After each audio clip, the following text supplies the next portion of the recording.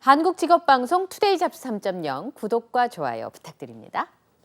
네, 오고 가는 수다 속에 피어나는 인사이트 뉴스는 네모다. 오늘 뉴스는 법이다로 함께합니다. 장은미 변호사님 모시고 이야기 나누겠습니다. 어서 오십시오. 네, 안녕하세요.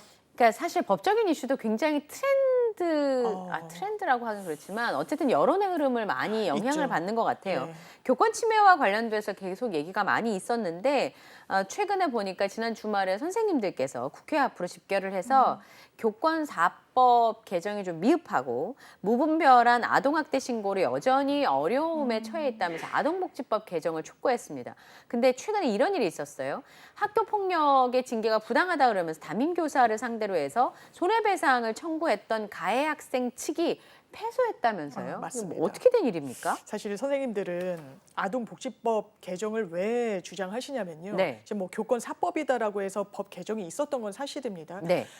수업을 하던 중에 정당한 어떤 교권의 행사로서 아이를 제지시키거나 뭐 언성이 높이거나 이런 부분은 형사처벌하지 말라는 취지를 녹여낸 건데 그럼에도 불구하고 아동복지법에는 사실 아동의 신체적인 학대는 당연히 가벌의 필요성이 대단히 높죠. 근데 네. 정서적 학대라는 게 비교적 포괄적으로 돼 있다 보니까 학교 현장에서 우리 아이를 생각의 의자에 앉혔다라는 이유로 아동학대로 고소를 하고 그리고 반성문을 쓰게 했다, 뒤에 가서 서게 했다, 아니면 저희 어렸을 때는 교과서 갖고 오지 않으면 밖에 나가 있어 그래서 아예 수업도 못 듣게 하고 이랬잖아요. 물론 그게 정당한 행위인지는 논란의 여지가 있지만 형사처벌 받을 사안인지에 대해서는 상당히 저는 부정적이거든요. 근데 이런 부분까지 다 형사고소를 하고 있는 거예요. 지금 말씀 주신 케이스는 울산지방법원에서 민사소송 하급심 결론이 나온 건데요. 학부모 손을 들어주지 않은 겁니다. 학부모는요. 왜 민사소송을 제기했냐. 본인의 아이가 중학생 2019년도였는데 남자아이였습니다. 이 남녀 공학이었던 것 같은데 여학생들이 체육 시간이 되면 환복을 하잖아요. 옷 갈아입죠. 그러면 안 들어가야 되잖아요. 이제 막 들어가고 그랬던 거예요. 아이고 중학생인데요. 네, 나아가서 그렇죠. 중학생이라면 인식이 분명히 있죠. 그러니까 그게 초등학교 1학년하고는 달라야 된다는 완전히 거죠. 그 다르죠. 말씀은. 그리고 학생들이 원하지 않는 촬영까지 했다라고 지금 오호. 그 어떤 행위들로 학교폭력위원회에 회부가 된 거예요. 이 학생이. 네. 그런데 강제 전학 조치를 받습니다. 굉장히 수위가 높은 거예요. 퇴학 바로 전 단계니까요. 그렇죠. 그래서 아니 이 학교가 아이에게 이렇게 강도 높은 처벌을 내린 거는 너무 부당하다라고 해서 행정소송을 제기를 했던 겁니다. 네. 먼저. 그런데 법원이 그때는 학부모 손을 들어줬어요. 아이가 잘못한 건 맞기는 한데 강제 전학은 좀 심하다 이거였어요. 처음에. 네, 그러니까 이 부모가 그래? 그러면 우리 담임 선생님 상대로 돈을 달라고 하는 손해배상 소송을 제기해야겠다.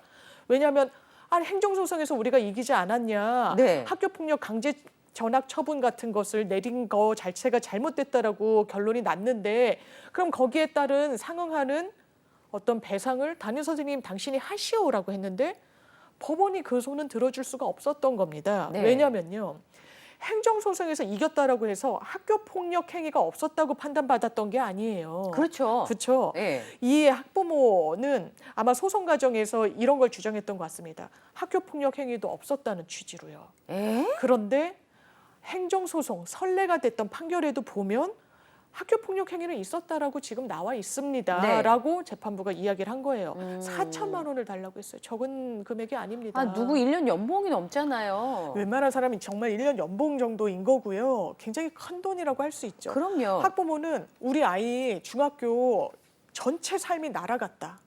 그리고 우리 아이에 대한 낙인 효과 때문에 상당히 고통이 컸다라고 하는데 재판부가 이렇게 이야기합니다. 그 당시 이 아이의 행동으로 인한 피해 학생들이 있잖아요. 그렇죠. 예, 목격 강제로 당하고 사진 촬영을 당했던 친구들, 학생들 굉장히 예민할 수밖에 없는 중학교 당시에 이런 피해를 당했으니까 학생들에 대한 그 피해를 받은 아이들에 대한 구제 부분도 생각을 안 할 수가 없다라고 이야기를 한 당연히 거예요. 그렇습니다. 그래서 이게 자식 문제가 되면 대단히 객관성을 잃기가 쉽습니다. 저부터라도 그럴 수가 예, 있죠. 저도 그래요. 예. 누구나 그렇지만 이게 타인을 상대로 법적으로 문제 제기를 한다는 건 타인을 굉장히 고통스럽게 또 끌고 들어오는 거예요. 특히 자기 아이를 가르쳤던 선생님을. 네. 그런데 저희도 사무실에서 자문 의뢰가 들어오거나 사건에 대해서 문의가 들어올 때 보면 요즘 선생님들 정말 힘드시겠구나. 자기 아이 소중한 건 알겠지만 이 소중한 걸 넘어서서 어떻게 보면 권리 행사를 훨씬 넘어서는 무리한 요구를 학교 현장의 선생님들께 하고 있구나라는 인상을 강하게 받습니다. 예, 이게 부모님 좀 심하셨다는 생각이 좀 들고요. 그리고 이제 이 4천만 원의 손해배상을 청구한 소송이 패소했다고 한들 이 선생님이 그 재판이 진행되는 기간 동안 얼마나 많이 굉장히 고통스러워하시죠. 예, 힘들었을 것이며 특히나 아이들을 가르쳐야 되는 선생님께서 학부모나 학생들로부터 상처를 입었을 때 그 트라우마는 또 어떻게 맞습니다. 해결을 해야 될 것인지 어쩌면 글쎄요. 이 부모님의 소송으로 가해 학생뿐만 아니라 저는 이 선생님에게도 정말 이렇게 씻을 수 없는 상처를 준 게 아닌가라는 생각이 들고 그 아이가 부모님의 그런 모습을 지켜봤잖아요. 지켜봤죠. 그게 과연 아이한테 도움이 되는 일인지.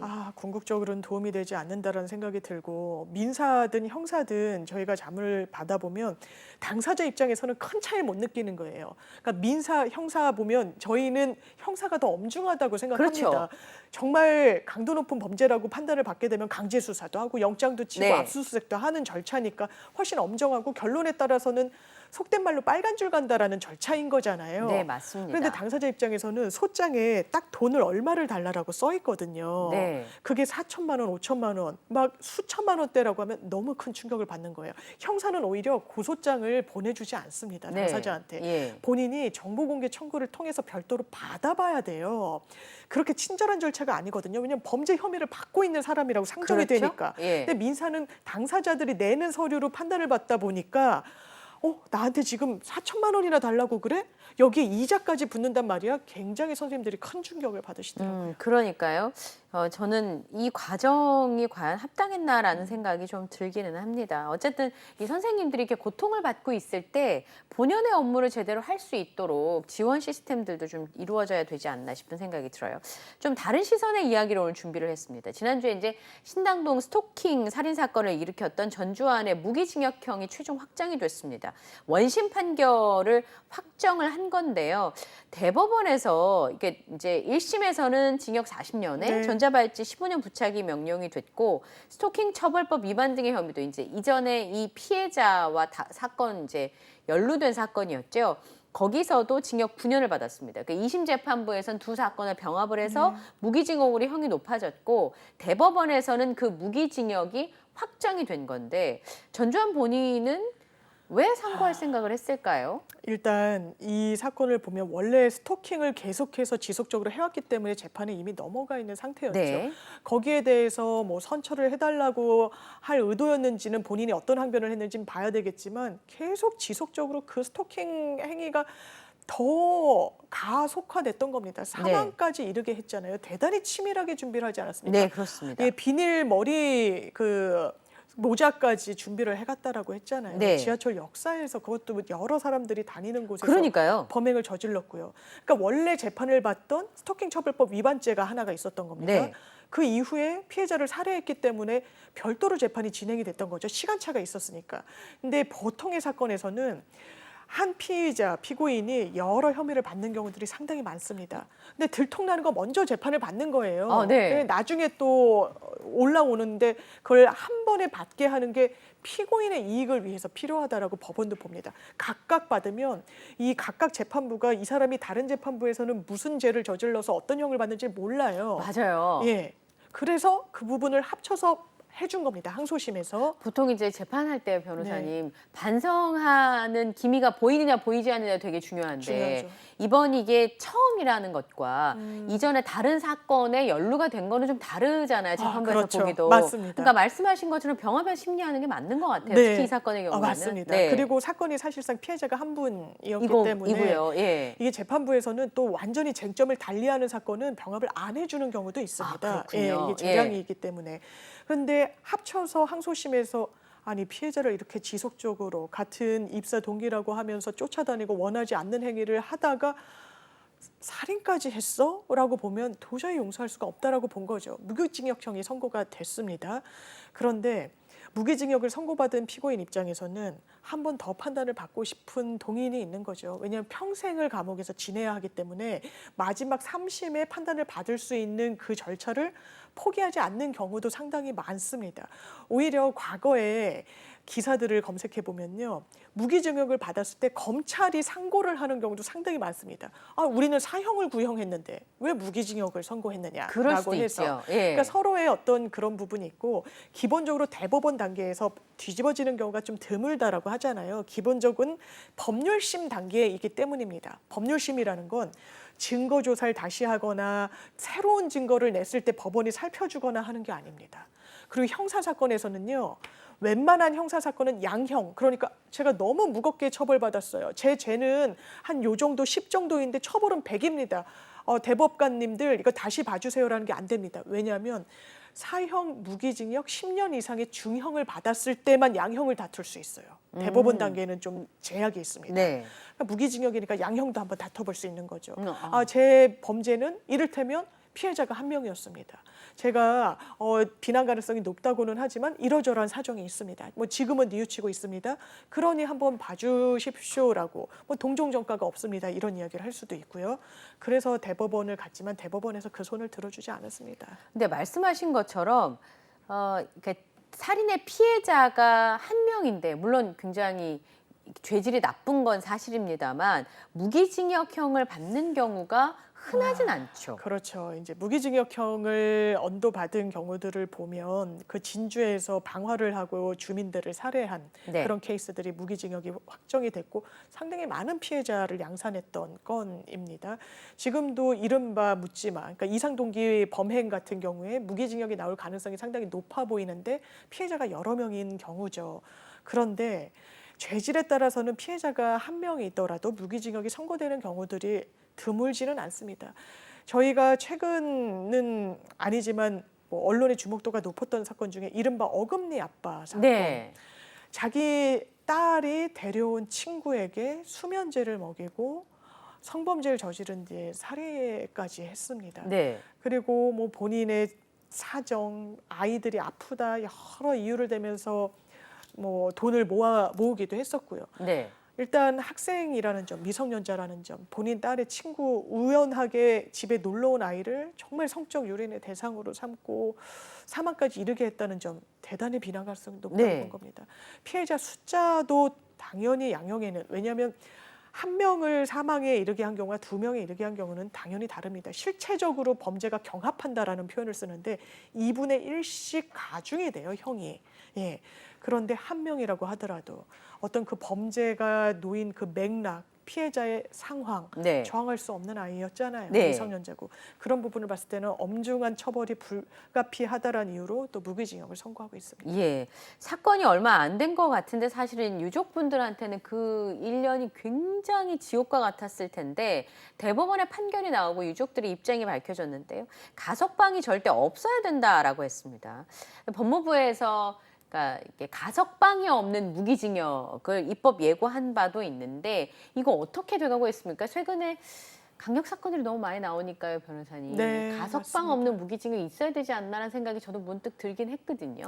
요즘 아예 판결문에 이 사람은 절대로 꺼내주면 안 된다. 네. 내가 지금 사형 집행이 안 되는 상황에서 불가피하게 무기징역형을 선고는 하지만 네. 지금 무기징역은 20년 이상 복역을 하면은 가석방 요건으로 올라가게 돼 있습니다. 법이 그렇게 정해져 있어요. 네. 그래서 판사들이 아예 판결문에 그렇게 놓고 있죠. 그 부분에 대한 이 경각심이 많이 오고 있습니다. 그런데 판사가요, 본인 판결문에 이 사람 내가 무기징역 선고하지만 가석방 대상 되면 안 된다라고 하지만 그건 의견에 불과해요. 그렇죠. 예, 이 사람이 어떤 또 행영 생활을 어떻게 하는지에 따라서 가석방이 될 수 있는 겁니다. 네. 지금 법이 그렇기 때문에 법을 고칠 수밖에 없는데 이제 막 논의를 띄었다라고 보시면 돼요. 입법 예고 기간이라는 게 있잖아요. 그러니까 의견 수렴을 하는 거죠. 가석방 없는 종신형, 그러니까 무기징역형을 도입하려고 하는데 입장이 어떠십니까? 이것도 사실 찬성 의견이 훨씬 많기는 하지만 반대 의견이 없는 건 아닙니다.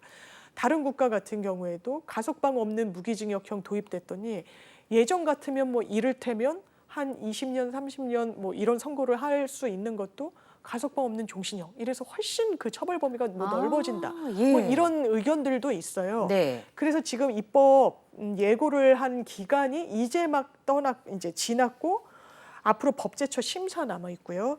국무회의 심의, 국회 심사, 의결 여러 단계의 절차는 남아 있는데 말씀드린 대로 국민 여론은 상당히 높습니다. 이걸 빨리 도입을 해야 된다. 그런데 지금 입법을 어떻게 할 거로 의견이 모아지고 있냐면요. 무기징역형을 선고할 때 아예 이건 가석방 가능한 무기징역 그리고 가석방 이건 안 되는 무기징역 네. 나누어서 선고를 하자. 네. 왜냐하면 선고형도요. 우리나라는 사형, 무기징역, 유기징역, 금고, 뭐 벌금 이렇게 쭉 내려오는데 네, 네. 법에 다 정해져 있거든요. 그러니까 무기징역도 무기징역이라는 요 소송법의 형사소송법의 문구를 가석방 없는 무기징역 또는 가석방 가능한 무기징역으로 바꿔야 되는 절차. 그러니까 달라지는 단어나 문구는 크지 않지만 그 파장은 엄청 크기 때문에 논의가 좀 계속되고 있는 것 같습니다. 그렇군요.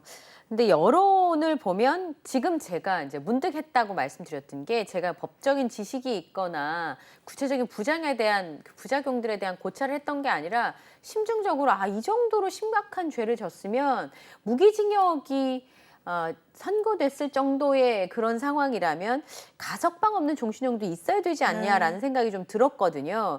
근데 사실 법 쪽에나 학계에서는 사형이 분명히 존재하는데 네. 뭐 이렇게 집행은 되지 않더라도 형벌 수위를 높이는 건 문제가 있다라는 지적도 있다면서요. 맞습니다. 왜냐하면 여러 공분을 사는 범죄들이 나왔을 때 이를테면 성착취물을 제작하게 하고 네. 미성년자들을 유일인하고 정말 멱살을 잡고 본인들이 원하는 꼭두각시 노릇을 시켰던 범죄가 N번방 사건입니다. 그 사건의 실체는 그래요. 네. 그래서 양형 기준을 상당히 높이고 처벌을 강화하고 없는 양형 기준을 세밀화해가지고 기준을 정립했을 때 이 범죄가 과연 근절되느냐? 그렇지는 않다라는 연구 보고들이 상당히 많거든요. 네. 이게 어떻게 보면 이런 게 범죄였구나라고 인식해서 신고율이 높아졌을 수도 있지만 네. 범죄 자체가 늘어나고 있는 부분도 있는 겁니다. 네. 그러니까 처벌이 과연 능사일 것인가 아니면 이런 범죄를 좀 자제시키기 위해서 이게 휴대전화, 인터넷, 온라인, 커뮤니티, SNS 여러 기술적인 부분과 또 접목이 돼 있잖아요. 네. 그렇다면 이런 부분을 어떻게 기술적으로 또 해결할 수 있을 것인가? 이를테면 카메라 등 촬영죄 같은 경우도 점점 처벌의 수위는 높여가고 있고 굉장히 법원도 경각심을 갖고 있지만 이를테면 그래서 우리나라에서는 찰칵 소리가 나야지만 사진 촬영이 되도록 그렇죠. 그러니까 찰칵 소리가 나지 않으면 그거를 출시가 안 되도록. 근데 뭐 앱도 있다고 하고 하니까 그런 네. 앱을 그렇다면 또 어떻게 규제할 것인가. 네. 정말 층층이 촘촘하게 들여다봐야 되는 하나의 범죄를 막기 위해서는 여러 논의가 필요한 건데 간단하게 너는 중한죄를 저질렀으니까 무기징역, 네. 종신형, 가석방도 안 돼라고 하면 과연 그게 근절 효과가 있을 것인가? 그리고 예방 효과는 과연 탁월할 것인가?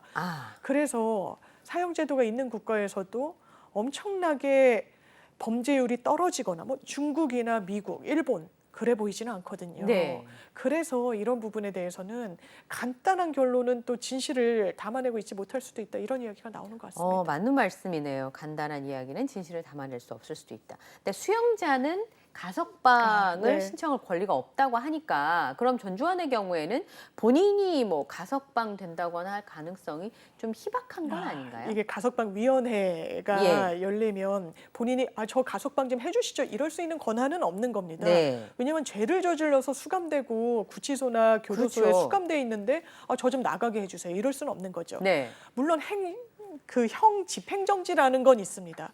이건 너무 아픈 경우에 네. 이를테면 최근에는 정경심 교수 형 집행정지 신청했다가 기각 여러 차례 되고 네. 한번 나오기도 하고 이랬었고 저희 사회적으로 공분을 샀던 거는 이른바 자기 사위의 사촌 여동생을 네. 이제 사망하게 한 그 총기로 살인을 교사한 경우가 있었죠. 한 시사 프로에 의해서 드러나게 됐는데 계속 병원에 나와 있는 거예요. 이 유력가의 부인이 굉장히 기업 오너의 부인 아니었습니까? 네. 그런 게 이제 공분을 사긴 하지만 어쨌든 본인이 나가겠다고 내보내달라고 하는 그 형 집행정지는 제도로서 있지만 저희 주변 변호사들이랑 얘기할 땐 그렇습니다. 거의 죽기 직전에 내보내준다라고 체감이 된다라는 거예요. 그 정도로 아프지 않으면 쉽게 네. 나갈 수 없다는 네, 거죠. 일반 사람들 잘 해주지 않는다라고 체감이 되는 거고 또 말기 암 정도가 굉장히 위중한 경우 같은 그런 경우에 하는 제도가 있지만 가석방은 다릅니다. 사실 가석방 해가지고 기간이 지나면 완전 석방되는 거잖아요. 그래서 본인이 신청하는 그런 것과 무방하게 가석방위원회에서 얼마나 원래 무슨 죄로 들어왔는지 그러면 또 행형세상은 어떻게 했고 뭐 노역을 제대로 수행은 했고 다른 동료 수감자들과의 관계는 어떻고 지시에는 잘 따랐는지 등등을 보게 되는 건데 지금 조주환 같은 경우에는 판사가 또 판결문에 그렇게 쓴 부분도 있고 가석방을 이야기하는 건 정말 어불성설인 것 같습니다. 네. 네. 그 전주환의 경우에는 현재 상황으로 봤을 때는 가석방의 가능성이 희박하다고 볼 수 있을 텐데 문제는 기억에서 잊혀진다는 거죠. 지금은 여론이 이렇게 비등했는데 한 뭐 10여 년 지나고 나서도 재판부나 사법부 그리고 관리하는 교도행정당국에서 그것들을 좀 기억해 줬으면 좋겠다 싶습니다. 오늘 뉴스는 법이다 두 번째 주제를 좀 살펴볼 텐데요.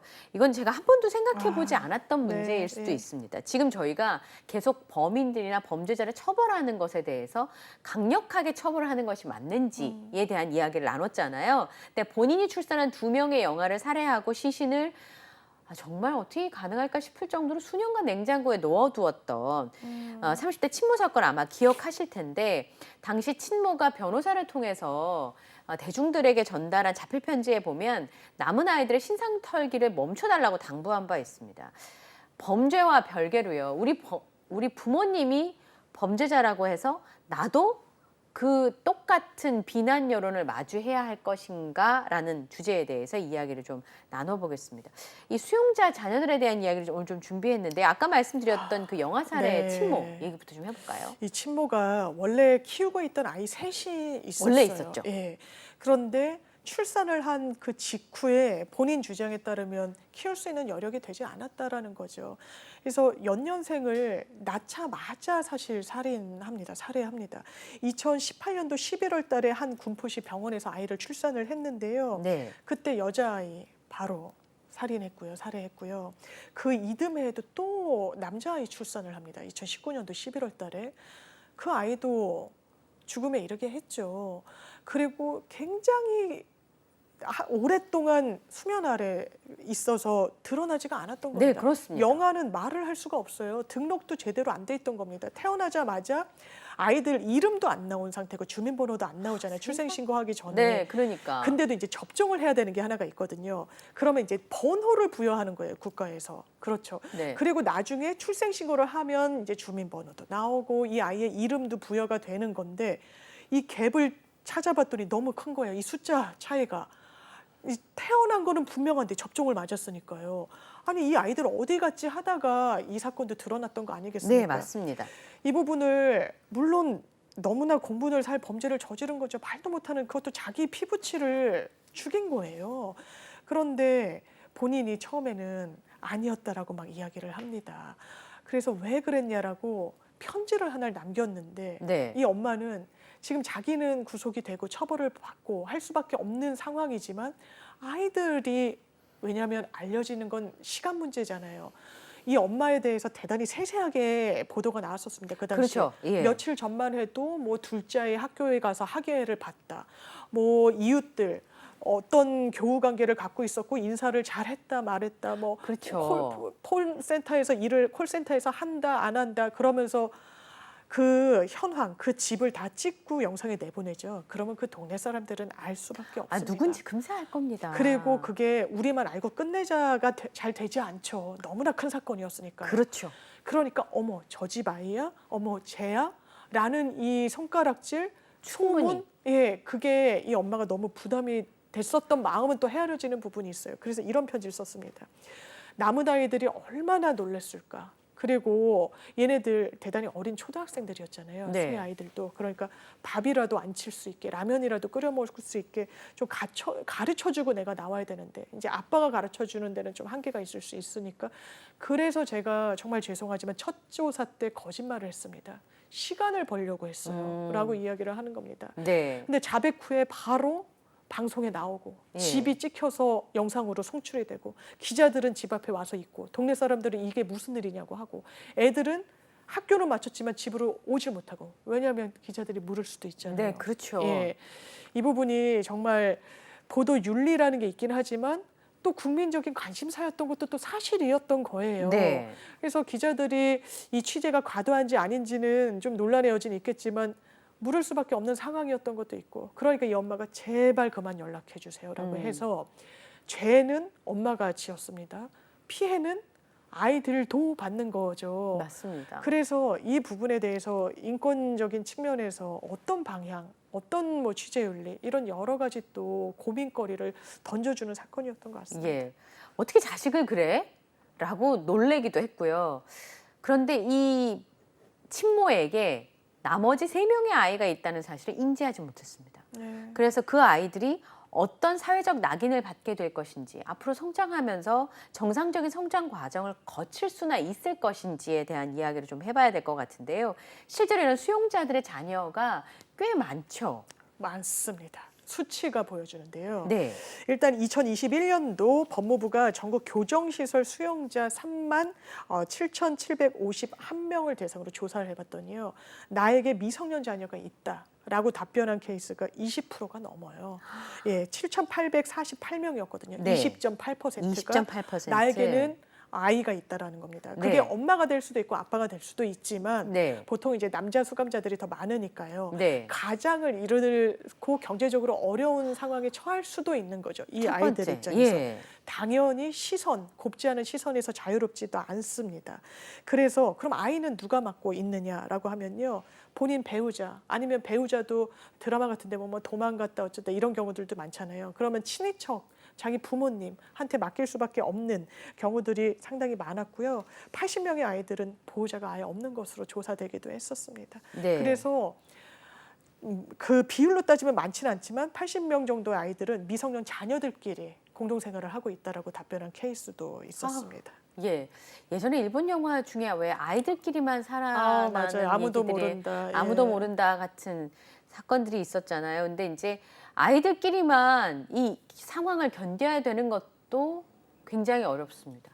제 친구 중에도 이런 경우가 있었거든요. 그렇군요. 아버지가 이제 수용자셔서 제 친구가 남동생하고 둘이 중학생이었는데 학교를 다니면서 이제 그런 얘기를 했었는데 그 친구가 저한테 이제 그 사실을 털어놓으면서 굉장히 걱정했어요.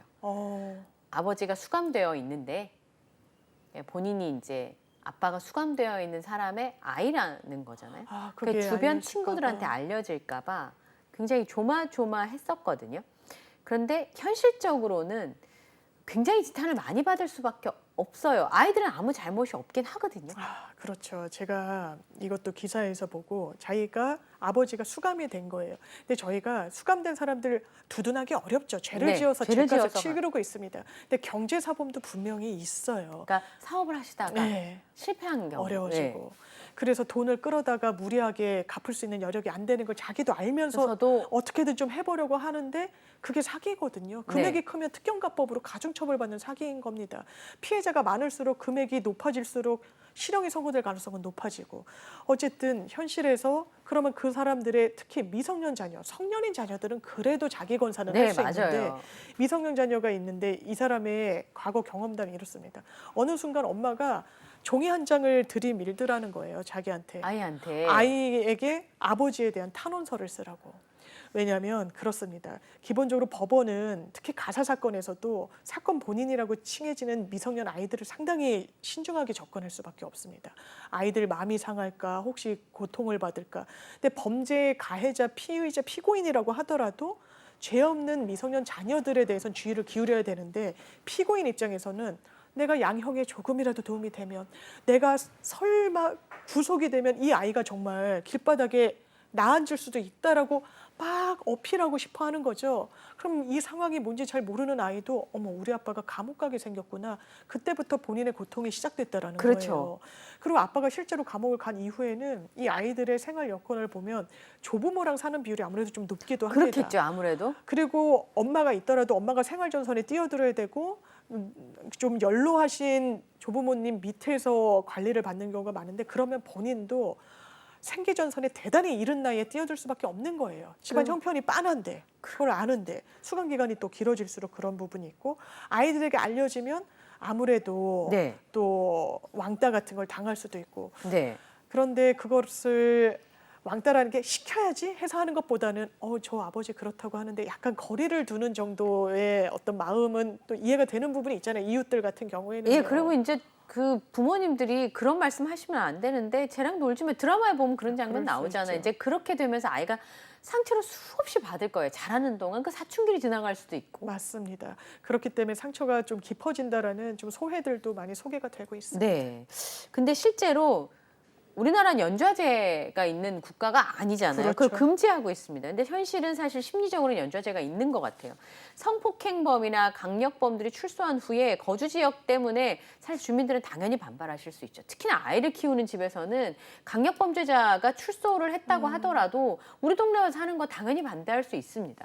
그런데 그러는 바람에 그 강력범이나 성폭행범의 자녀가 어디 제대로 거주하지 못하는 상황이 생길 수도 있고요. 네. 또 수용자 자녀에 대한 인식들도 쉽지가 않은 것 같습니다. 이게 2021년 12월 26일부터 20일까지 진행된 설문조사 결과인데요. 지금 보시는 것처럼 수용자 자녀에 대한 그 인식조사 결과를 했습니다. 수용자 자녀를 네. 어느 정도 관계까지 받아들일 수 있습니까? 그랬더니 받아들일 수 없다가 13.8%이고요.